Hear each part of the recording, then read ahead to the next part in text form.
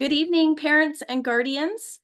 We are so happy that you have joined us tonight for our School District 73 Kindergarten Information Night. I bring greetings from the school board office, in particular Superintendent Dr. Rhonda Nixon, Superintendent of Schools, and also Assistant Superintendent Grant Riley, who oversees kindergarten in his portfolio. I am so humbled to welcome you this evening, not only to our school district and public education, as I know many of you have your first child entering the system. I would also like to give thanks to my early learning and childcare coordinator, Claire Sullivan, who supports kindergarten transitions for our students. She is also not able to be with me tonight, but she works behind the scenes to assist with early learning. I am joined this evening by Executive Assistant Kira Wood. She is running the webinar for us behind the scenes with all the technology, so I'm grateful for her. And I do have two other members that work on early learning with me, and that is Lisa Hyam and Jenny Fennell, and they will introduce themselves in just a little bit.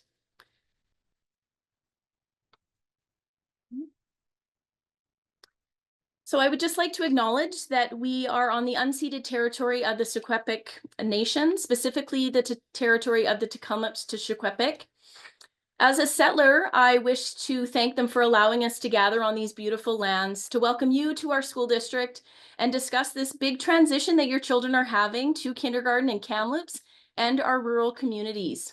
All of these places make learning just a wonderful place for our students. Our purpose for tonight is obviously to welcome you, but we're basically here to support you in preparing your child for the first year of school. Tonight, we are setting the stage for that success by coming together to share just a little bit about our school district and let you know about opportunities for your children.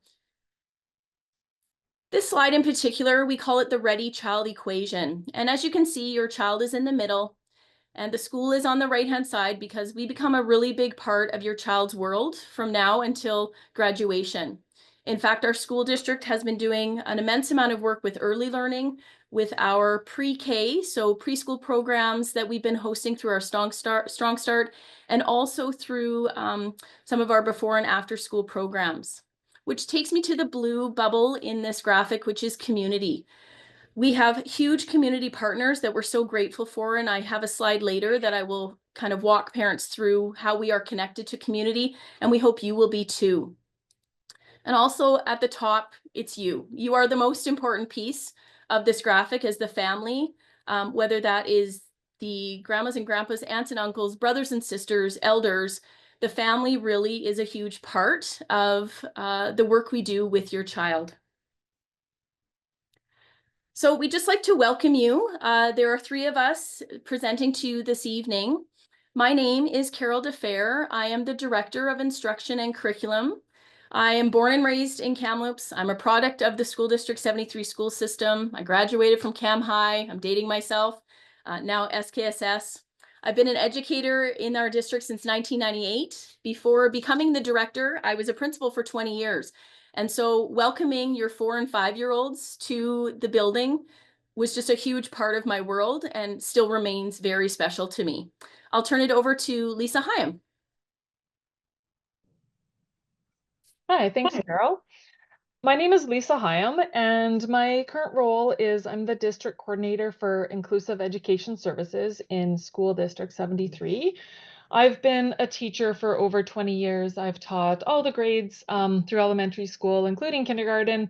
I've been a learning assistance teacher. I've been a resource teacher at the school level, and I'm now honored to be working at the district level to be able to collaborate with schools and staff and to ensure to try to meet the support needs for students who have exceptionalities and just planning for that meaningful inclusion.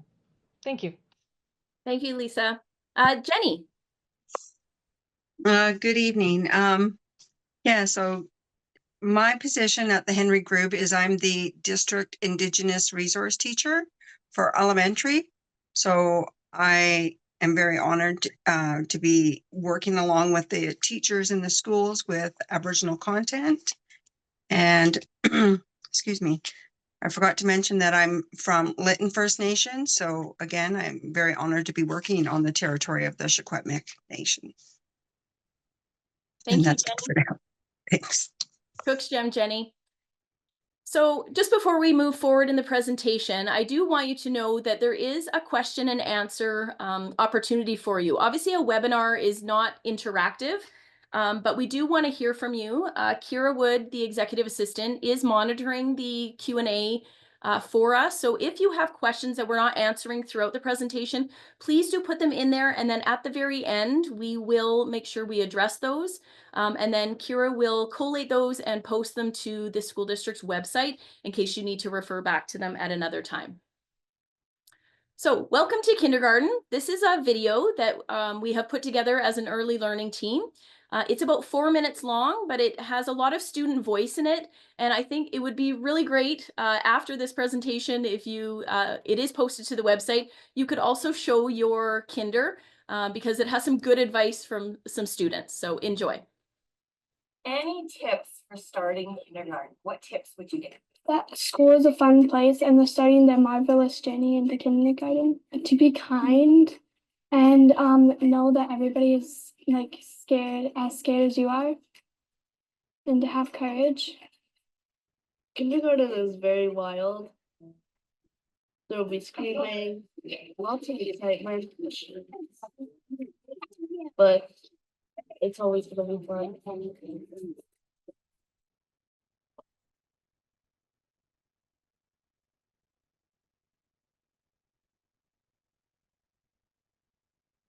Try to get yourself out there.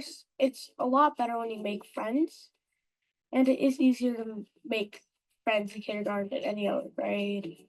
Maybe like don't try to think you're the best and be kind to others.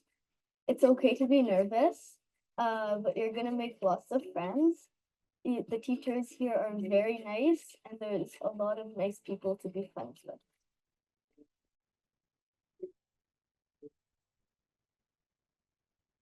You first find a friend that you think you'll like, go up and introduce yourself, and over time try to play with them more and more until you feel like a really good friend and admit it to them.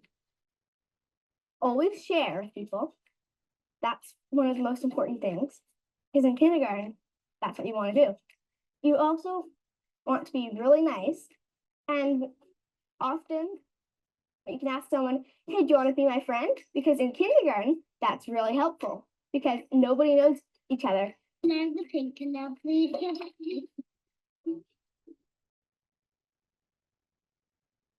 Probably my teacher, because she let us do a lot of art, and art is what I really like. My favorite memory has to be making lots of friends and getting to meet my teacher and just having lots of fun. I mean, we got to do a bunch of coloring, we got to make stuff, we got to listen to stories, all that fun and all that nice stuff.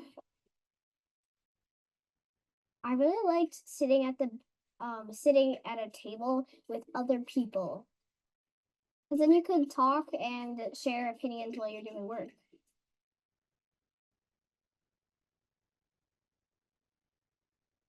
Reading and knowing before you go to school, knowing what helps you helps a lot. And like, of course, talking to an adult, they have a specialty with this. They've been doing this for many years. They know how to help. You should talk to a teacher. Teachers can really help you out. Maybe talk to someone you trust, like an adult or a friend.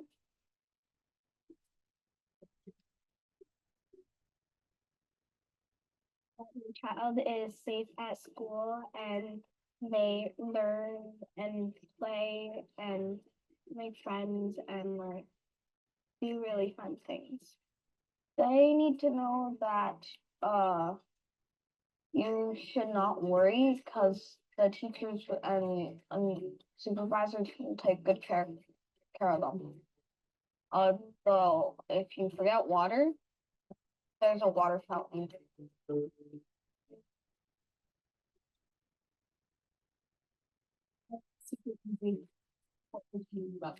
Instead of doing actual math, you just put blocks together. It was really fun. I think that was one of my most favorite, like not a grade because it's not a grade, but it's one of my favorite grades in school.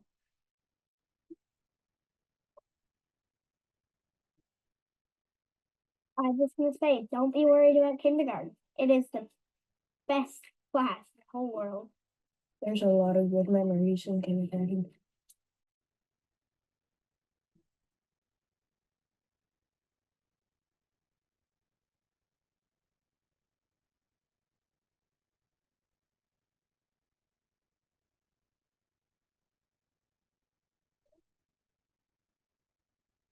So again, that video is posted on the school district website under Register for School Now. So the registration process, we're very excited because starting next week, this is our registration week for kindergarten from February 3rd to February 7th. You can go to your neighborhood school and pick up the registration package. We call that a catchment school. And in our district, you do need to go to the school closest to where you live. You return the completed forms to the school. Registration packages for students, if you have an older sibling, can obviously be sent home with that sibling. Just make sure you request that with the admin assistant.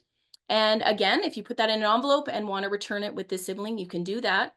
And of course, if you have any questions, you can contact the school directly, book an appointment in particular. Please know that our administrative assistants do take a lunch hour. That is generally anytime between 11 and 12 in our schools. Or 12 to 1. So just don't be surprised if the principal greets you and hands you the package because the office assistant might be on lunch. Please know that you can go to the catchment map. It's found on the school district website under kindergarten registration, What this does, it's a school locator. So you just click on that and then it has a school boundaries map. And so in particular, if you live on the North Shore or you live in Aberdeen and you think, well, I'm not sure if I go to Aberdeen or Pacific Way on the North Shore, you're not sure if you go to Bingham or Parkcrest, you actually can just put in your address and this wonderful tool tells you exactly what school to go to. The other thing you can do is just call the school. The administrative assistant will absolutely let you know by your address if you are in catchment or not. Now, when you come to register, you can help us out and be prepared because these items listed are what you need to bring. So we have a school district registration form.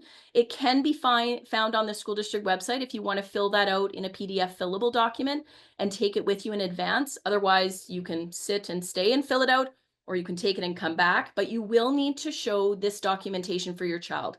The year of birth for your child is very important, so you do have to prove that with a birth certificate. We need to see a BC Services card. You also need to bring a proof of address. So that can be, again, your driver's license. It can be a utility bill, but you must prove that you live in a certain catchment.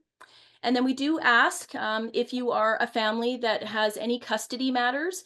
It is very important as your child starts school that you are letting the office team and what will be their future kindergarten teacher know of any legal documentation that we should be reading through regarding custody and your child. And of course, that's only if applicable. Those conversations can happen with the principal as well, but we do want to just tell this crowd tonight that if you do have a custody order, a separation agreement, a divorce agreement, anything like that that is helpful, please make sure you've got that in your package. So catchment areas and transportation, again, as I was speaking about registering, many families think that they need to attend a different school for a variety of reasons. But just so this group of parents and guardians understand, all students must first register in your catchment area school. Now, we do have a process and an administrative procedure that you can request. There is another form on the school district website, an application for student transfer, if you are looking to attend a different neighborhood school. That principal of your catchment school would sign it, and then you would take that document to the school that you are hoping to get into. And those principals then have an understanding that they know if there is space, they would consider moving you to the school that you have requested. Please know that many of our schools are bursting at the seams. And so this is tricky because we really can't allow families out of catchment. We have to hold spots for people in that neighborhood. Now, transportation is something else that comes up. It is offered for some catchment schools, depending on the size of the catchment and the proximity to the school. If you are a school that does have transportation, and you can ask that when you go to register, they will let you know. Parents then must call the transportation department at 250-372-5853 to register your child to ride on our school district bus. The other thing that comes up is kindergarten parents, being new, wonder about requesting certain teachers or classrooms. So we have this information on here because class placements are determined by the school staff, especially after they have done gradual entry with your kindergarten students. And it's based on a number of factors. We are bound by class size and composition language under the collective agreement. And we also need to make sure for gender equity. So there's just a whole host of things that go into where we place students, and that's kindergarten to grade 7 when you join a school. Now, some schools will have a parent input process, but it is a bit site specific. So again, conversation with your principal. If you have specific needs, they will always be a listening ear for you. Again, parents are not able to choose their teacher or class, but again, like I said, please just consult with the principal. So your child safety in School District 73 is paramount. We just want you to know that is a top priority when you think about your child starting school. They haven't even maybe turned 5 yet. They're still 4 when they come. And I need you to know that the kindergarten teachers that will be guiding your child and teaching them, they are some of the most patient and safety-orientated humans that I have met in my career. They love this age level, and they know that the supervision of your children is just intensely a priority. What comes up a few times is the conversation about eating time, because obviously you generally eat with your child, and they are eating in our classrooms. There is supervision in the classrooms when they eat. That is sometimes by our senior students in the school, but also we have lunchtime supervisors that are obligated to be checking in on your children when they are eating. And then there is this time called recess and lunch, and recess in our district is 15 minutes. And then lunchtime, depending on the school, is generally children eat for 15 to 20 minutes. And then they have a good chunk of time, 30 to 40 minutes outside to play. Depending on how long it takes them to get dressed, that sometimes impacts their time outside. But I want you to know that schools have supervision outside on the playground at recess and lunchtime. At recess and lunch, it is teachers and our certified education assistants. At lunchtime, again, certified education assistants, we call those CEAs, are scheduled to be outside in different zones on our playgrounds. But also, we look for parent volunteers. So I am hoping that when you hear this, if you have time in your schedule, lunchtime is dependent on the school. Sometimes it's 12 to 1 or 12:05 to 1:05, but we are always looking for parents to help with supervision at playtime.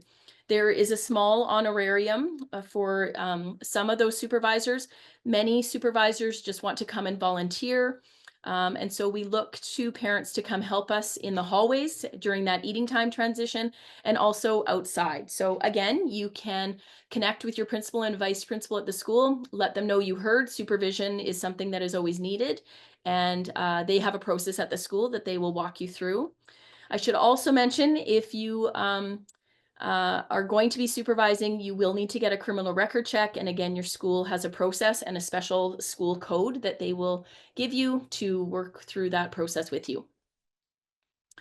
So when you join School District 73, remember that you are an integral part of this system. Our organization needs wonderful parents like all of you. And so I just want to let you know that every school has a parent advisory council. We call those PACs. This is a meeting that happens once a month, generally in the school library. It's sometimes in the evening, depending on the PAC, sometimes in the morning. Some are in person, some are a hybrid with Zoom option. But the PAC is officially the recognized collective voice of the community and the parents of the school. They are like a forum. The principal attends that PAC meeting and would have a report for the PAC about what's happening in the school.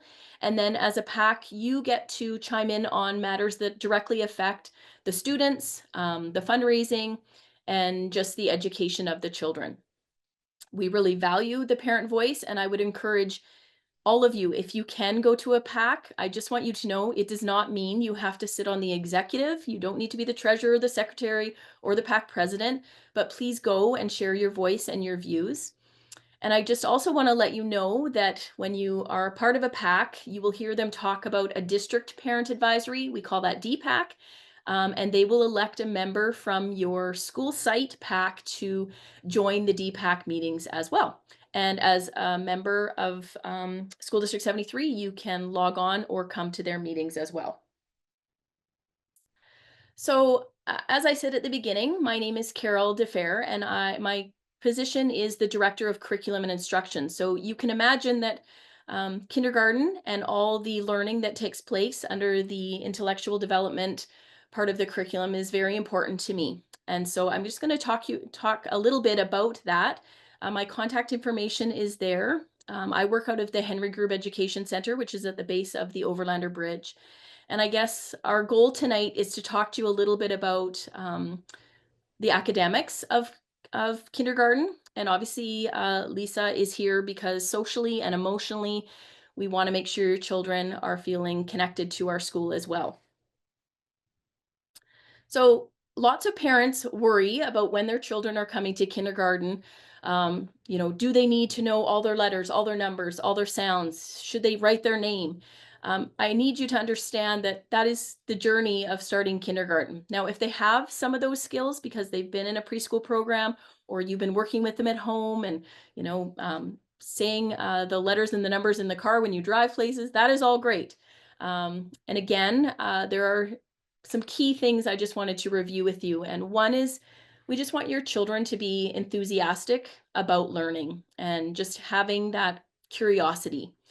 Again, oral language is important. There is a lot of communicating that happens when they join kindergarten. They, need to be talking to their friends and responding to their teacher. And so that is something before they come. You've got some time. It's only January before they start in September, just really engaging them in conversation. The more you can talk to your children, the better. Again, the ability to listen. So just asking your child to pause, hear you out or hear their sibling out. That whole turn taking in conversation is very important.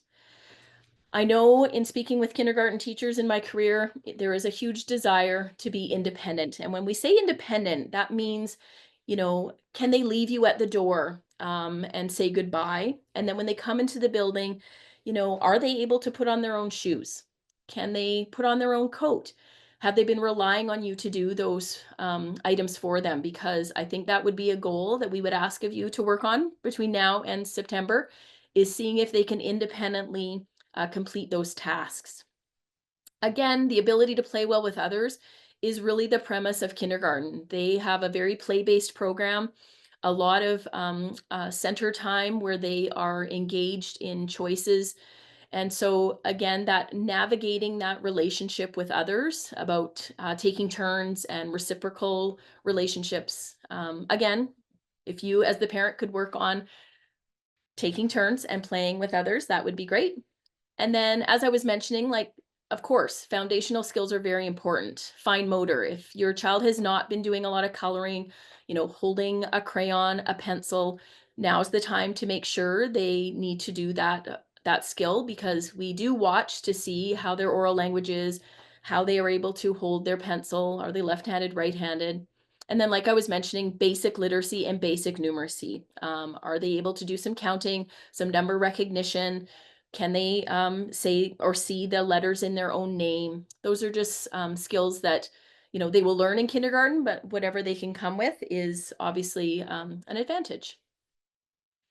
So this comes up a lot as we are talking with our kindergarten parents, because during the first week and a half of school, your kindergartner will not be attending full time. So you will hear communication, Department of School District 73, you might hear it or see it, that all schools return on Tuesday after Labor Day. I'm here to tell you, parents, that your child does not start on the first day of school like everybody else, because I need you to understand, on the first day of school, the now grade 1 students will go back to their last year's kindergarten teacher. So you can imagine, if we had all of your kindergarten students starting, I wouldn't have enough teachers for all the children. So what happens is that we spend that hour and a half on the first day with our last year's children. But on the next day, your children will start their what we call gradual entry. Every school does this just a little bit different, but what we can guarantee you is that by the Wednesday of the following week, your child will be in school full time.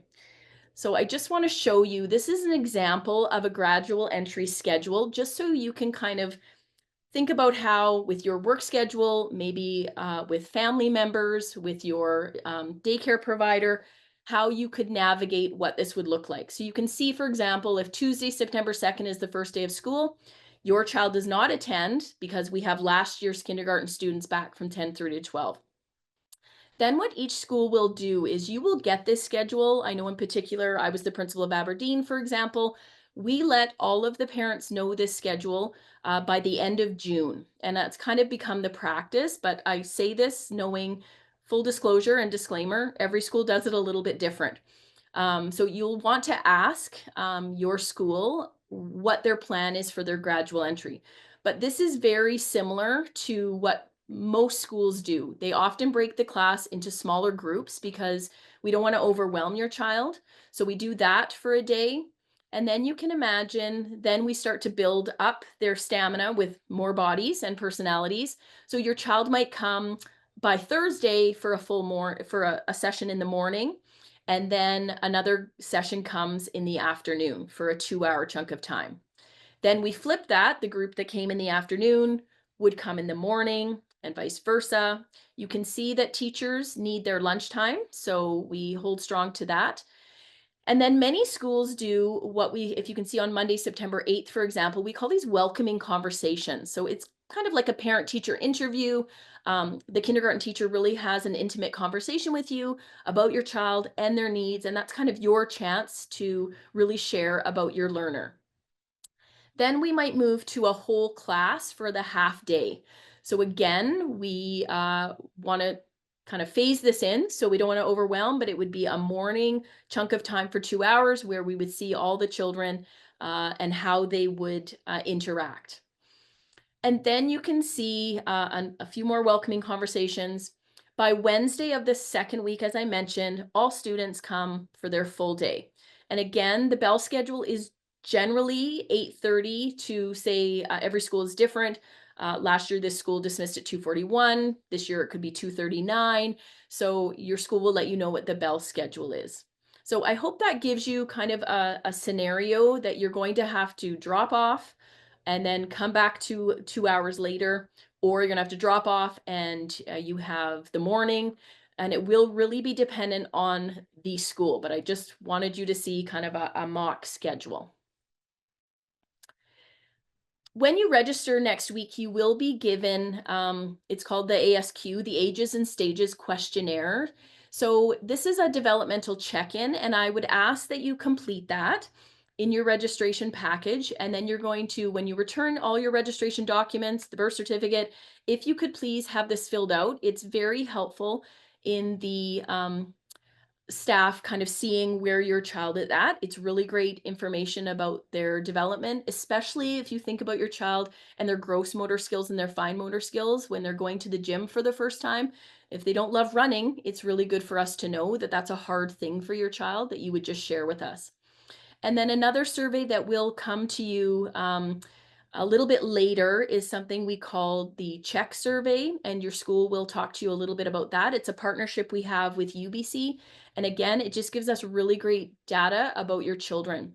I hope you can appreciate your little babes were born, like my nephew, during COVID in 2020. So we're particularly interested in your children because they are an anomaly in our data sets. So I appreciate if you would complete these surveys honestly. There is no judgment. It's just, it was a unique situation that we all went through, and we just like to know where your child is at. So again, this session is very broad and general, but I am pleased to tell you that all schools in the district hold Spark sessions. So these Spark sessions are called Strong, Prepared, and Ready for Kindergarten. And really, this is your kind of chance to bring your child into the school. Often you do a literacy activity with your child, a numeracy activity, maybe do a physical activity in the gym through physical literacy. Sometimes your child and you will get a school tour if they've never been to that building before. Again, very site specific. Some schools do it during the day. Some schools do it after hours, like from 4 to 5. You will get communication about that event, those events. Some are one time, some are 2 or 3 times. So it really just depends on what the principal and their early learning team have put together. The other plug I would make is we have amazing facilitators. We call it Strong Start. And these are programs that help your child prepare for school. It's a beautiful time right now if you have the ability to look into the Strong Start program. And again, on the school district website, we are proud to host many Strong Starts in our schools. So if you are fortunate when you register next week, you could actually ask the admin assistant if this campus is a Strong Start campus, because if you have time, this is a preschool program that you could bring your child to, just to even bring them to the campus ahead of time, or you're welcome to register at a varied Strong Start. But again, it's a great opportunity, and have some time with those Strong Start facilitators that are amazing what they do with their Strong Start programs. As I mentioned before, we are connected as a district to the community in many, many ways, and we have wonderful partnerships, and I won't go through them all because there's so many, as you can see on the screen, but we work very closely with many of these organizations. Interior Health, they have a vested interest in your child's well-being.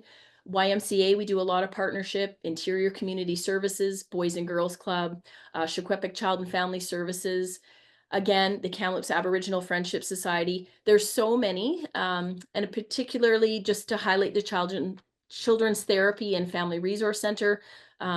This is another great, if you're noticing for yourself that you have maybe some concerns with your child's development, that is a wonderful resource to reach out to. So yes, we're a school district, but we have many, many partnerships in our community, and they help us immensely. So at this time, you've heard me talk for a really long time. It'll be nice to hear Jenny's voice. She's going to talk to you a little bit about our Indigenous opportunities that we have. Jenny, over to you.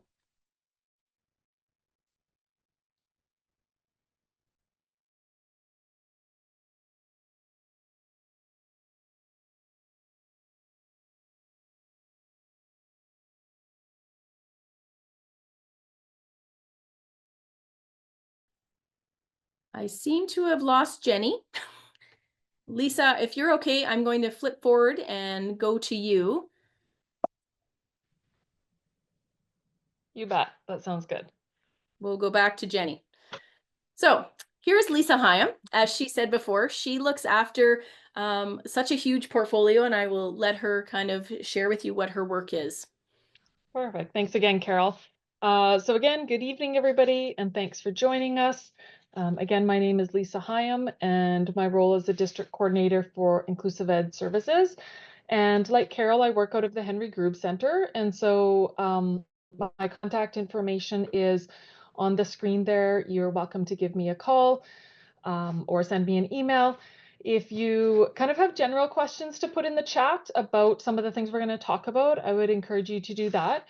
If you have very specific questions about your child, I would invite you to maybe just contact me, reach out by phone or by email, or go in and have a conversation with the principal at your child's catchment school if you have kind of really specific things about your child. So, all right. So in School District 73, we really appreciate the fact that our students coming into kindergarten are all diverse and unique. And it really is exciting to walk into a kindergarten class and see all of the strengths and the interests and the personalities that the students bring with them to school. We follow an inclusive model where we welcome all students, and we really do strive to develop individualized supports that allow each student to reach their own potential. Kindergarten is a time to socialize, to play, inquire, problem solve, and learn the routines and expectations of school. So it's actually a bit of a delicate dance as we want the students to receive enough support and the right types of support um, to grow while still honoring their journey towards independence, because we know that that's eventually down the road what we want them to grow into is independent and beautiful, beautiful children. Okay, next slide. The transition to kindergarten is an important event in your child's life. And one of the ways that we support children and their families and the school teams is we host kindergarten planning meetings. These meetings occur in March for children who are going to our schools of choice, and they are typically in April, May, and even June for catchment schools or kind of late registrants. So if you register your child at school, you might see a form it's called the Kindergarten Support Services Planning and Consent Form. It has a big long name, but it's an additional form. And what this one does is it allows you to notify us that your child might require some additional support transitioning into kindergarten. And that's all part of our plan to develop the unique supports that they need. So depending what your child's unique needs are, maybe they are diagnosed with something, maybe you just have some outside agencies helping to support you, maybe you just have kind of some significant concerns. Um, we might set up a kindergarten planning meeting. Sometimes I do it, sometimes the school will do it. And at these meetings, we would have your family, people from the school, like the principal typically joins, the learning assistants, resource teacher, sometimes the kindergarten teachers, and any community agencies that are currently involved with your child. And what we do is we develop a bit of a plan to support the transition into kindergarten, because what we want is for the students to come in September and feel prepared and confident and connected already to some people, so that everyone has a good start.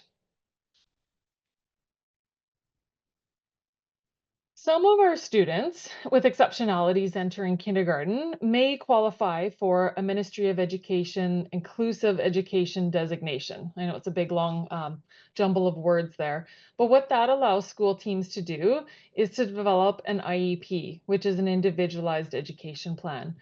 And in the IEP, we can develop specific goals to support your child. We use a variety of strategies. We encourage parents to be involved throughout this process. Time and time again, I tell parents that you are the experts. You know your child the best.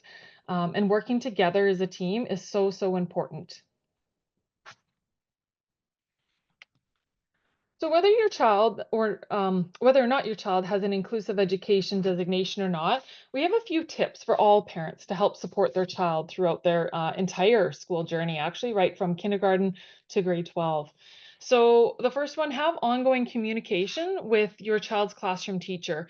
We really do strive to work as a team with parents, and that communication allows everybody to stay informed. The second one would be to attend and participate in meetings.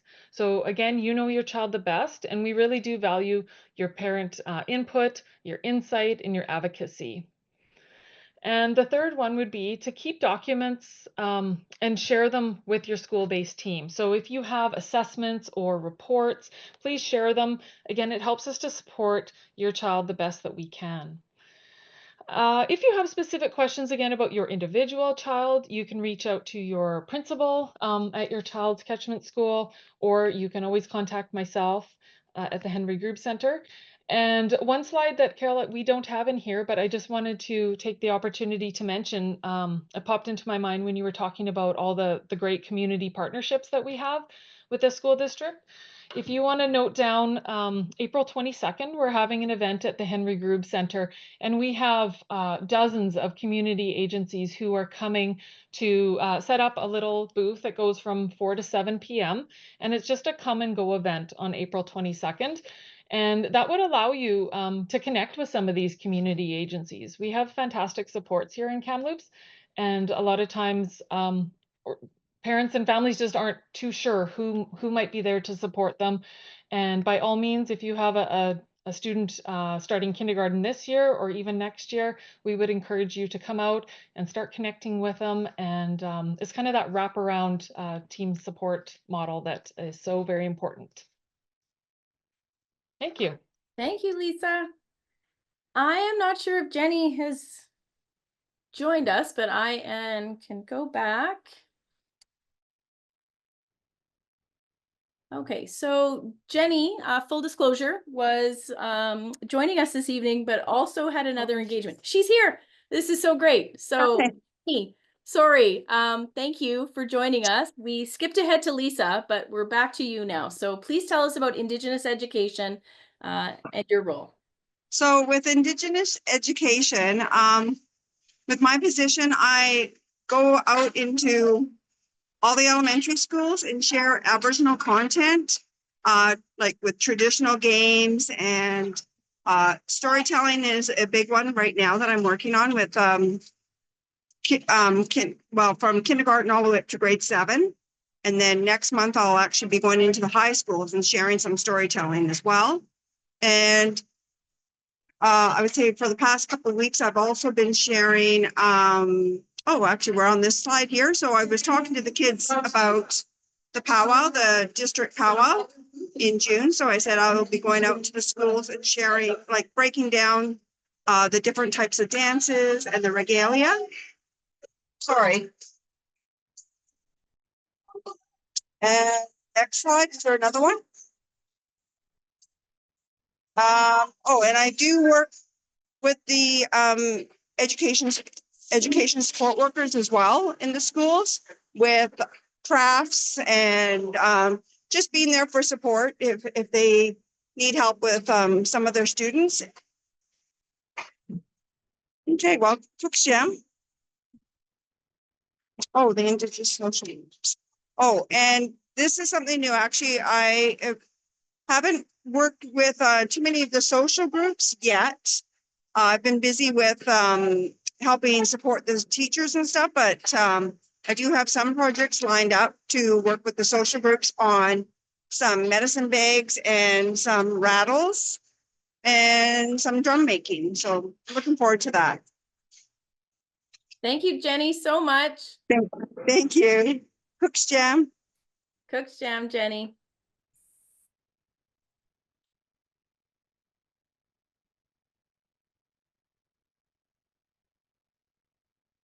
We are coming to the end of our session tonight.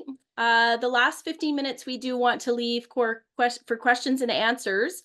I just want to thank the parents that have already been putting questions in the chat, which I will address in just a moment.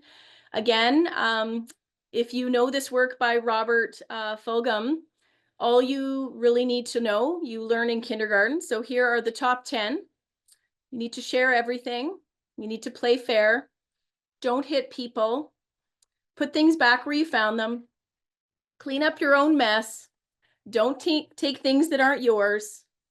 Say you're sorry when you hurt somebody. Wash your hands before you eat, which is big in kindergarten. Flush, also very big in kindergarten. And when you go out into the really big world, watch out for traffic, hold hands, and stick together. So thank you so much for this evening. As you can see on this final slide, there is a little Q&A button that you'll see at the bottom of your toolbar. This is where many parents have been adding throughout the session tonight. So if you have a question right now and you haven't had an opportunity to add it, Kira is monitoring that for me now. So please do add those. And then I'm just going to take her questions. Start with the Yep. those. Sure. So she's kind of addressed them by theme for me. So I think a big one that's come up a couple times in the chat was a family is going to be moving between now and September. Where do they register and how do they prove their address before they move? So this has been a tricky one. Basically, you have to register where your address is currently. That is where we would ask you to do that. And then when you move, if you move over the summer or you move in September, then you are just going to go through the registration process again, but we only want to count your child once and at one school. So where you're living right now, February 3rd to 7th, is what the district honors. And of course, when you move, you'll just go to your new school, show them your proof of address for the new catchment, and then we will be happy to welcome your child to that new campus then. I hope that answered that question. Somebody else asked, are kids encouraged to stay home when they're sick? So Elise, thank you for this. This is a big one in the district, obviously, because you can imagine when kids come to school sick, they are kind of germ little creatures, and they're touching all the toys in the classroom, all the manipulatives, and then they are sneezing on their friends. They probably share a locker with someone. So yes, if you know in the morning or the night before your child is sick, please know that we would prefer you keep your child home until they're symptom free. Just so you know, if you do send them and they are showing symptoms or not feeling well, you potentially will get a call by 9:30 to come pick up your child, or you'll have to call grandma and grandpa to come get them. So just so you know, if children are sick, we don't actually keep them in the building all day. We ask for them to be picked up. So great question. We do really want kids to wash their hands a lot. But yes, during peak seasons, a flu season, cold season, please just keep them home. And if they're throwing up, absolutely, please keep them at home. And then 24 hours before they can come to school is kind of the general rule. Other themes. Can you bring a photocopy of the documents? Yes, like I said, the actual kindergarten registration form, or our registration form for any grade really, is on the school district website under Register for School. You just download that, you can fill it out, print it off. You could literally copy all of those documents and come to the school with your package. The administrative assistant would be so grateful. She'll just double check everything, make sure you haven't missed any of the boxes. And yeah, it would save you a bunch of time as well as that person. So thank you. Come September 2, it's catchment applies, so there's no like if they transfer. Okay, so Kier was just, this family I think is moving. Is that what it is? And you know that in advance. But again, it's at the time of registration, Kier, like February 3rd to 7th. But do you want to chime in? Big voice.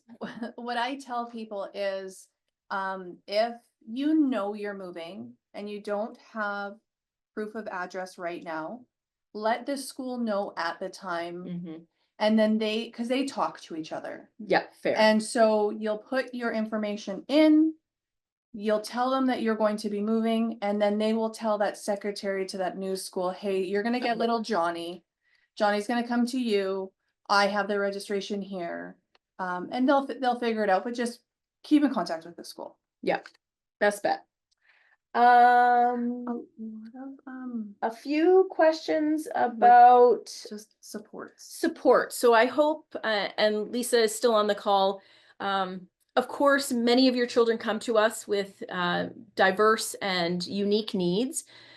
Again, your school will be your best support. They will absolutely support you in that transition. But Lise, just so you know, we have some questions about what if my child has autism? What if they have ADHD, cerebral palsy? Of course, they are coming to kindergarten. And Lisa, maybe just unmute again, and I can see there's some themes about some of those learners. Also asking about April 22nd. Yes, thank you. And I've been taping responses to a few parents who did have very specific questions about their child. So again, if you have specific questions, please give me a call at the Henry Group Center. Probably next week would be good.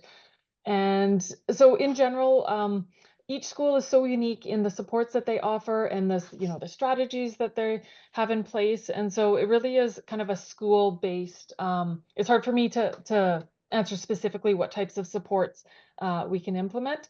But each school is an expert at what they do. So those will be conversations that you can have. I would suggest when you go to take your registration forms, maybe have a quick chat with the principal, fill out that kindergarten support planning form and consent form, and then you can include some of the information on there, whether your child has a diagnosis or is on the wait list for an assessment, those kinds of things.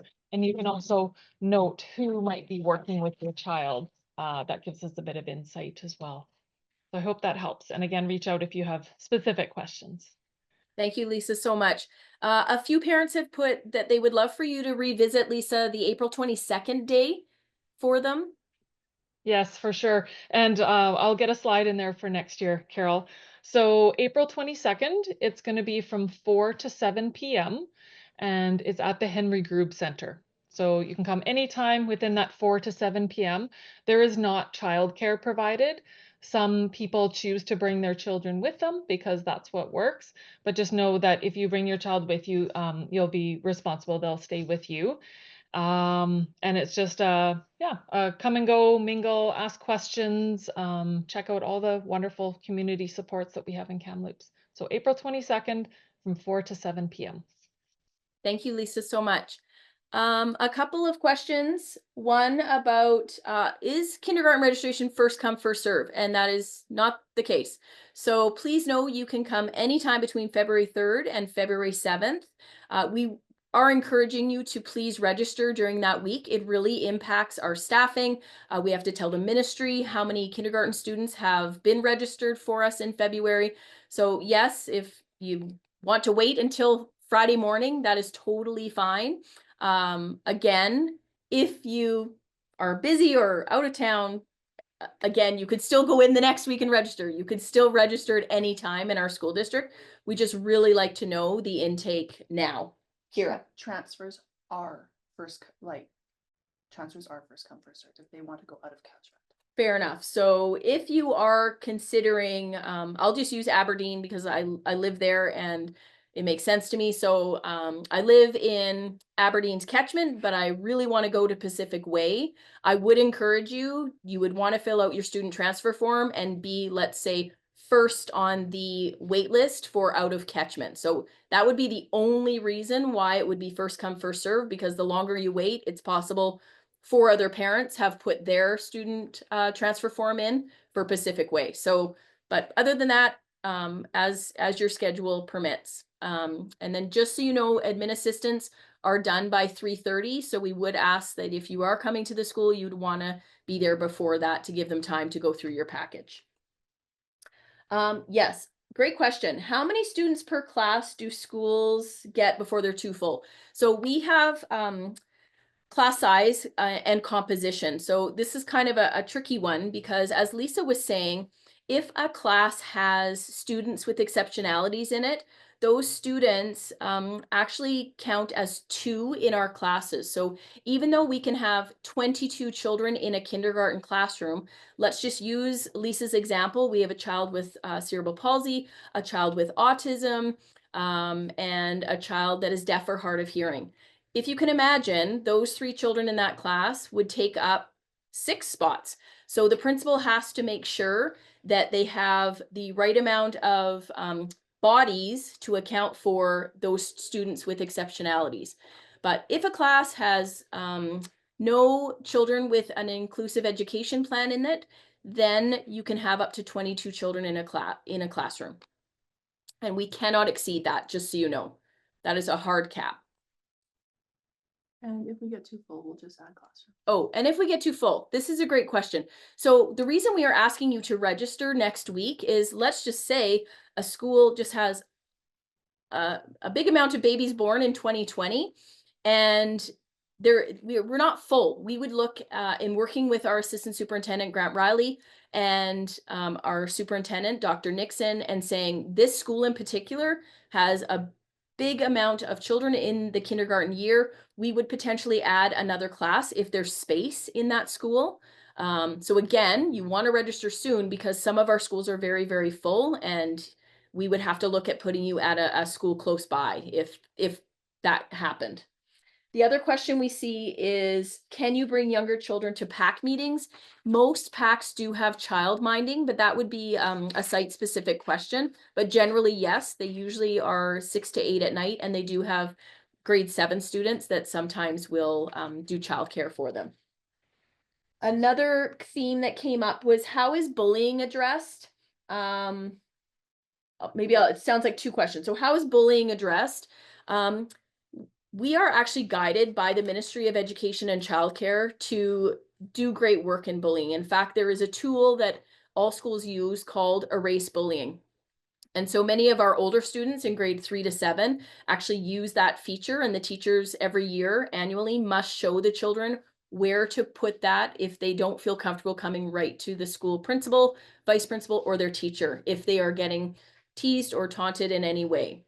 I do just want to let you know the district has a wonderful document because we hear lots about bullying, and I just want to front load you with, you put 350 children in a school, there is often a lot of peer conflict. So we have a document that breaks it down by peer conflict, mean behavior, because kids can be mean. And so we look at what that looks like, and then we look at bullying. So bullying is really targeted, over time, repetitive, with a power imbalance. Whereas sometimes it's just two people not getting along at the swing and somebody says something really mean.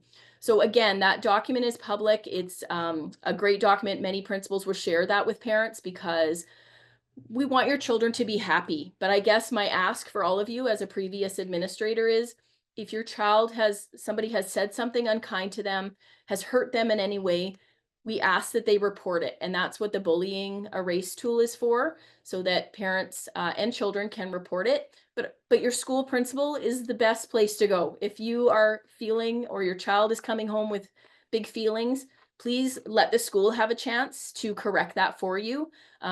We generally put a lot of eyes on a situation when we are told about it. So don't let it fester. Please, don't think it'll work itself out. Like, really, if your child is expressing a lot of upset, please go to the classroom teacher first.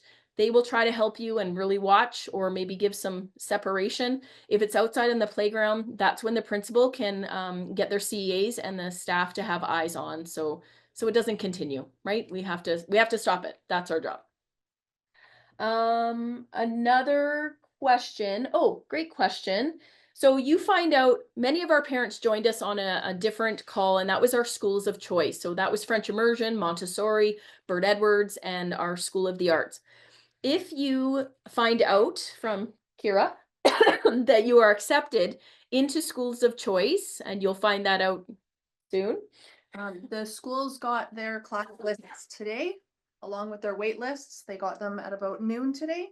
So calls should already have been made. And if you haven't heard from today, you'll hear tomorrow. So you will know, obviously, by Friday if you need to now register at your school, catchment school, because you did not have a successful lottery in one of the schools of choice. I hope that answered that. K1 split.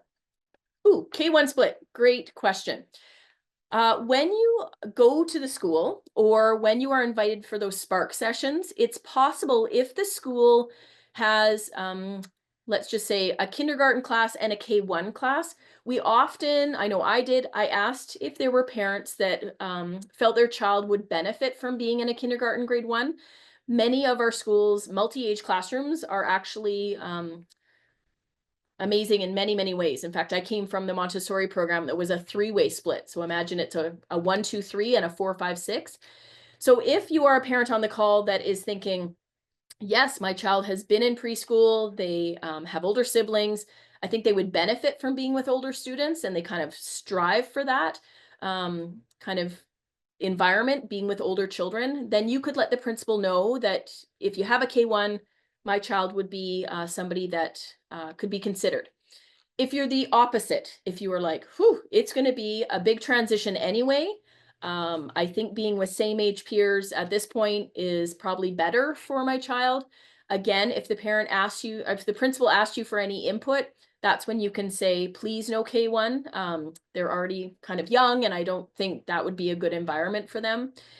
And then, like we said in one of the slides, ultimately it is under the School Act, the principal's decision who goes into a K1 or a 1-2 down the road, a 5-6.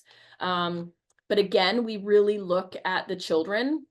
Right now, you are the experts of your children. And when you come for your Spark sessions, that allows us to kind of see the children, and we get a good sense even in gradual entry. Okay, you know, now that we've met them for all those kind of gradual sessions, oh, I don't think a K1 would be good, or you know what, this child I think would be a good fit. So again, just work with the school on the K1, because some don't have it. They have 2 straight Ks, so it's really site specific.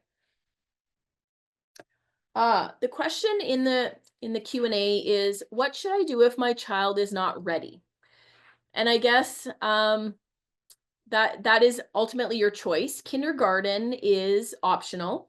You could consider having your child remain in a preschool program for another year, even though I think Lisa and I would say, I think they should start because I think you'll be really surprised the support that they will have. Please know that if you start your child in kindergarten and you're finding after gradual entry, we can kind of tell a lot in gradual entry if it's too much. And even the teacher is saying, "Whew, this little person is really struggling."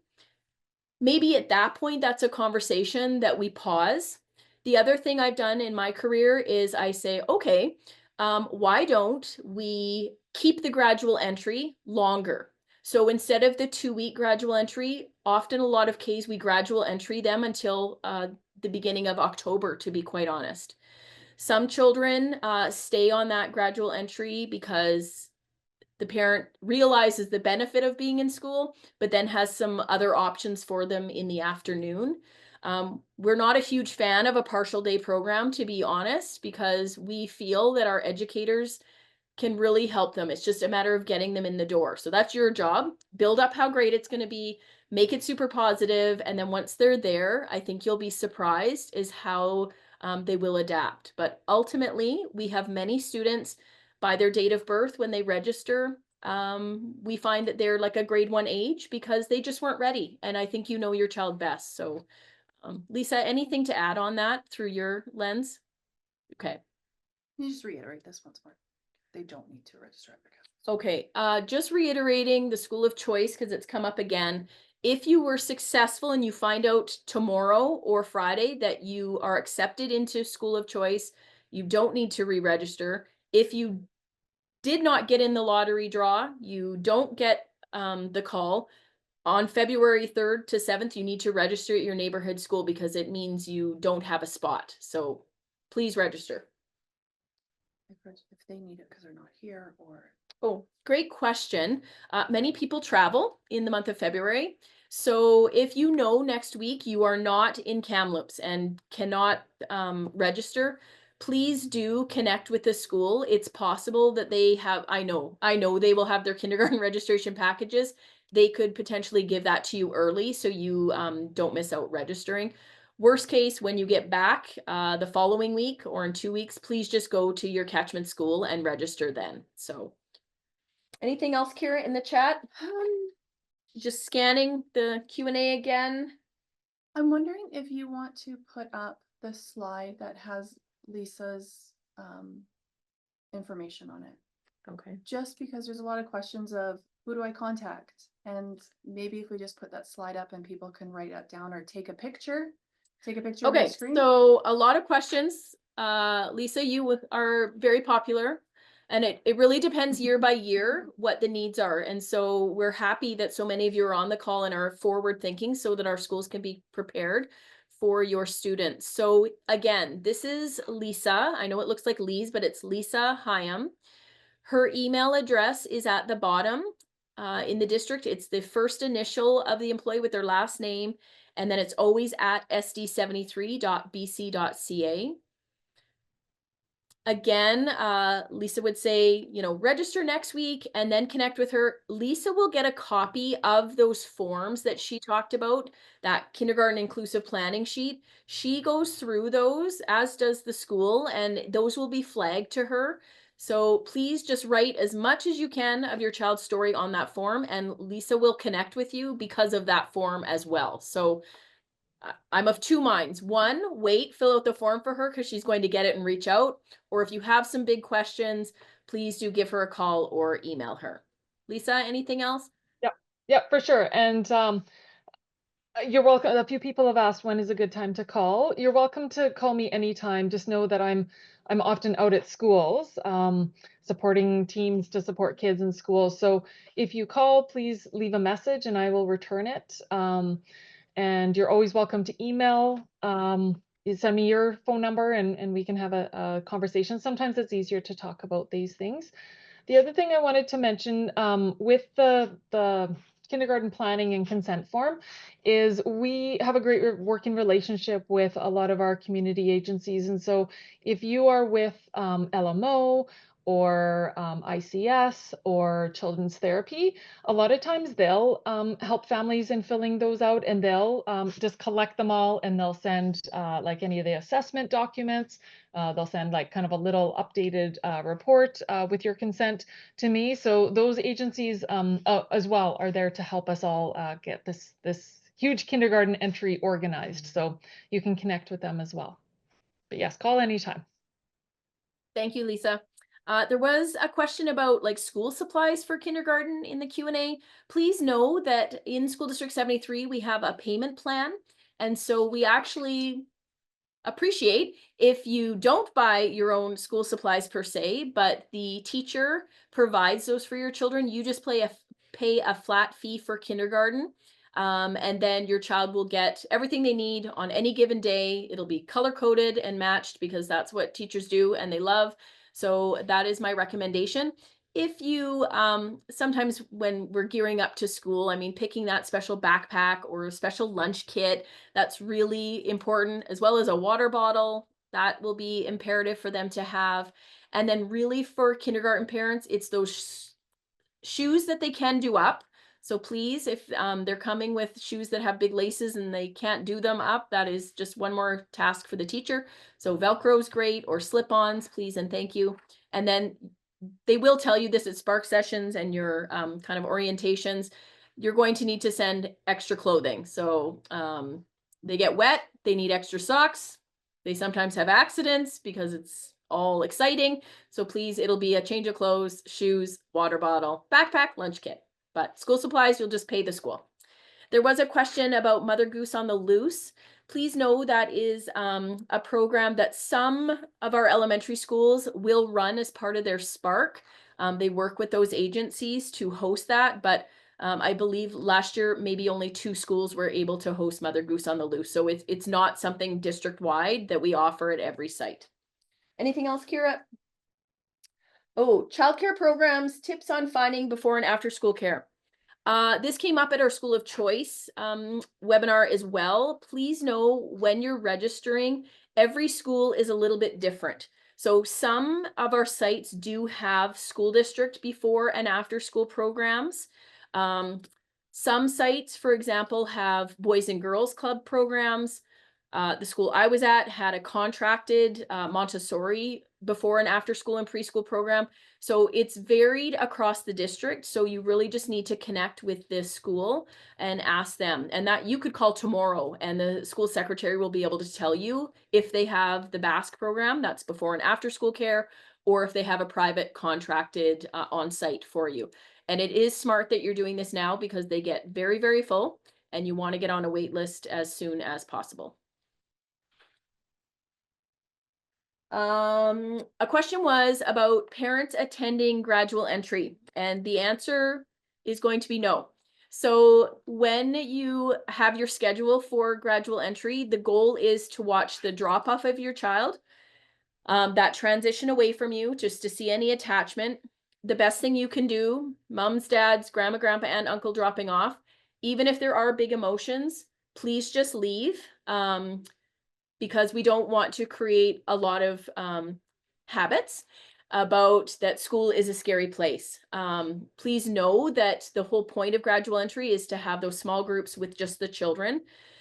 When you go to your Spark sessions, which are going to happen in April and May, that is parent participation. That's when you can build that safety with your child, doing all the activities with them. You'll be in the class, you'll be in the gym. So kind of two different options. The Spark sessions, yes. Parent participation, please don't leave your children. Gradual entry in September, the kindergarten teachers are going to want you to leave. And so just so you can front load your child with that information. And please just reassure them, you're always coming back because I think that's the big thing. Kids don't understand time and they just are unclear. So I think the more you can do. The other thing is when you have your Spark sessions, I think those are great conversations to have with your kindergarten teachers who will be there. And you can say, you know what, I am a bit concerned about the drop-off pickup. What kind of plan can we have? And they will help you with that. Okay, anything else? Carol, Yes. can I just add one thing to that as well? Please do.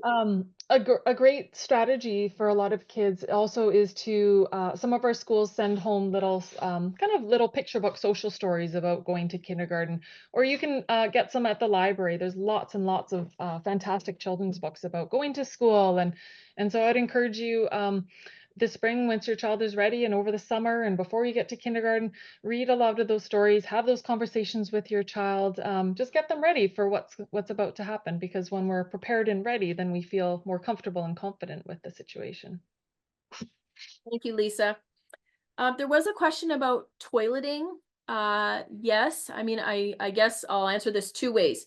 If there is a concern about toileting, if your child is not trained yet, that is a project to work on between now and September for sure, if that's possible. If that is not possible, that is an item you would want to write down in the form for Lisa, because as a district, we do need to plan for children that have toileting needs. So please mention that. Two, general population, maybe your child is not used to or doesn't love going to the bathroom in public spaces.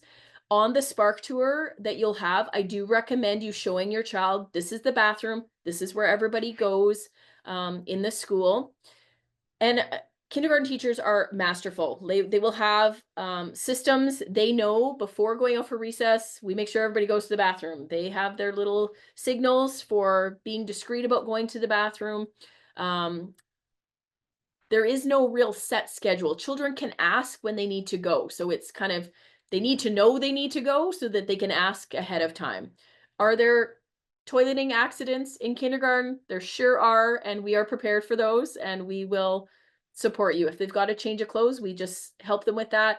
If they don't have a change of clothes, please know the school will phone you. We will not let them sit in clothing that they've had an accident in, for their own dignity and safety and hygiene, all the things. So, and then somebody else asked about the ASQ survey. Please know that should be coming in your package when you pick it up next week from the school. Those were sent out to them. So you'll have that and you can just fill it out and return it. How do I sign up for Strong Start? Strong Start is amazing. And so again, when you register next week, please ask your admin assistant, is this a school that has Strong Start? Because between now and June, I would like to participate when the Strong Start sessions are held, and they will let you know and they'll connect you. In fact, they'll probably give you the facilitators information. They are just an amazing group of early childhood educators. And if you can get to a Strong Start program, I do highly recommend it. Oh, great question about PAC. Do I have to attend every PAC meeting? The answer is no. So I personally had some parents that came right at the beginning, and then, they were busy or had a family event, a birthday. They missed a meeting in October, but I saw them again in November, and then I didn't see them again till February. Please just attend PAC meetings when you can.